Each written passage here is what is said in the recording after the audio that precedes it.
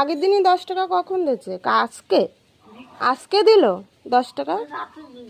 ও, তাহলে এই 10 টাকা তুমি কালকে নিয়ে যাও। সকাল সকাল মা কাজে চলে গেছে ডাল, শাকের ঝোল আর মাছের ঝোল নিয়ে। আর এদিকে ডালের সাথে উচ্ছে দিয়ে আলু দিয়ে ভাজা হচ্ছে, এটা নিয়ে যেতে পারেনি কারণ মার ট্রেন ধরা আছে যেহেতু কাজে যাবে। আর ওইদিকে মা একটা ঠাকুমাকে পাঠিয়ে দিয়েছে যে কচু দিয়ে আসতে। আমার মা যে এত কচু খেতে পারে, মানে এত ভালো খায় কি বলবো। তাই ওই ঠাকুমাটার কাছ থেকে এক আটি কচু রেখে দিলাম বাকিতে। আমার কাছে খুচরো ছিল না আর মাও দিয়ে যায়নি, ওই জন্য বাকিতে আজকে এক আটি কচু নিয়েছে। এই কচুগুলোর থেকে যেই কচু ওই গোড়া খাওয়া যায় সেই কচুগুলো বেশি ভালো লাগে।